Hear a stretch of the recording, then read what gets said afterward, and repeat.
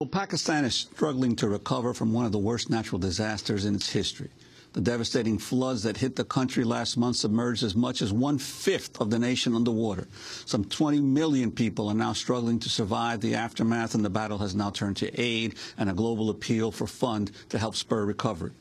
Meanwhile, President Asif Ali Zardari is coming under criticism for his handling of the crisis.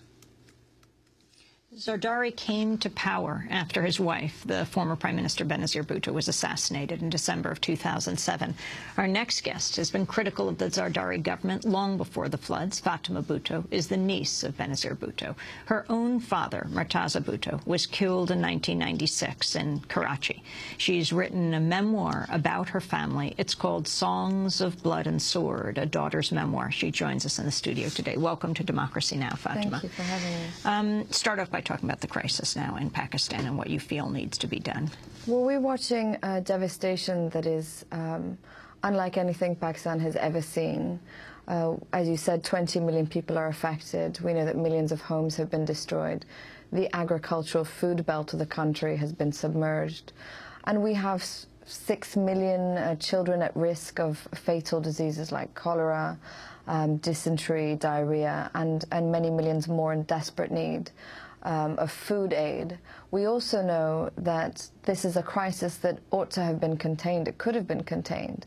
According to Transparency International, 70% of World Bank funds given to Pakistan for dam maintenance were siphoned off. This is the face of corruption in Pakistan, and it's a disaster that we're going to spend years recovering from.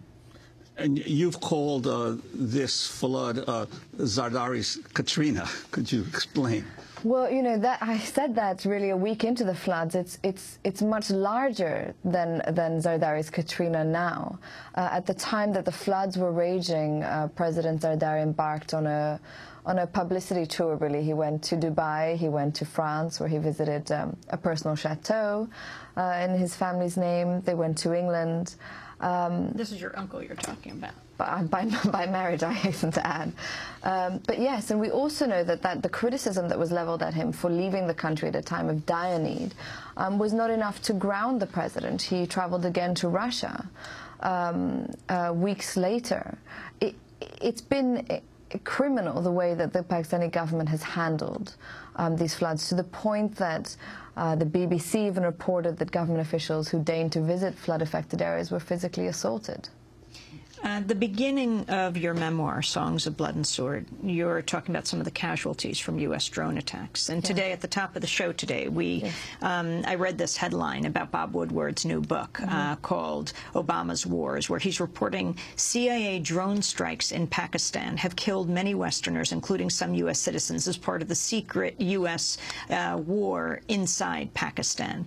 How the former head of the CIA, Michael Hayden, disclosed the killings of Americans to Pakistani President Asif Ali Zardari in November of 2008, days after a deadly attack in the tribal area of North Waziristan. The names of the American killed in the drone attacks have not been released. During the meeting, Zardari reportedly gave the Bush administration the green light to carry out more drone attacks inside Pakistan, saying, "Kill the seniors. Collateral damage worries you Americans. It does not worry me." It clearly doesn't. We know that in 2009, some 700 Pakistanis were killed in drone attacks. We know that so far in 2010, around 300 people have been killed. These are all nameless, faceless Pakistanis. The media will say they are largely civilians, but I wonder if they are not all civilians. They are unindicted, they are unconvicted. We know that at the height of the floods, America launched 2 drone attacks. We know that last week, within 24 hours, they launched 3 drone attacks. There were double drone attacks just days ago.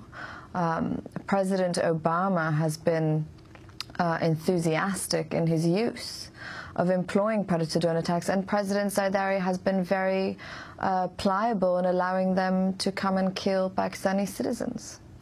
Now, you've been outspoken in your criticism of the U.S. role in Pakistan from almost the beginning of its involvement in Pakistan. Yeah. Could you talk about the analysis that you've reached about the damage that the United States has done to your country? Well, Pakistan is a young country. It's only 63 years young this year. You will find, though, that every single one of Pakistan's military dictatorships has been funded and supported militarily, financially, and politically by the White House in America. America has always been a great friend to Pakistan's military regimes. They have always been great friends to Pakistan's autocratic and oppressive governments. The Zardari government has launched several censorship initiatives since being in power for the last 2 years, including the Prevention of Electronic Crimes Act, which makes it a crime to spoof or satirize the person of the president. It makes having an email address not registered in your full name an offense worth 6 months in jail. And yet we see Secretary of State Hillary Clinton come to Pakistan and praise the freedom of the Pakistani media. Unfortunately, it's always been a bit of a dirty relationship between the two countries. Your memoir tells the story of your country through your own family story. You're the granddaughter of Zulkifar Ali Bhutto, who was assassinated, who was killed. He was Prime Minister of Pakistan. Your father, Mir Murtaza, you begin the book, or you talk in the book, in September of 1996. You are 14 years old. You're in Karachi, and your father is assassinated along with others. Tell us your family story. Well, it is a violent history, and it shares that violence with the country. We know that Pakistan has a history of political assassinations, a history of assassinations of public figures, but not just of public figures, of journalists, of activists, of lawyers, that carries on every day. And the Bhutto family has been at the center of that violence. It has suffered it, and it has perpetuated it. And Songs of Blood and Sword is about that trajectory and about a country that seems to include violence as part of its political ethic. When did your grandfather become Prime Minister, Zulkifar Ali Bhutto? Well, he became, he ascended to the highest office in the land after the partition of Pakistan in 1971, and he was the country's first democratically elected head of state, and he won an election again. He was returned to the office, and after that overthrown and put to death while the rest of the world watched as Pakistan's democratically elected leadership was unseated in a bloody coup, and a coup that would Islamicize and brutalize Pakistan in a way that we have never recovered from. Now, this violence and civil strife that you talk about, the strife has occurred within your own family, and that in some senses you have at one point accused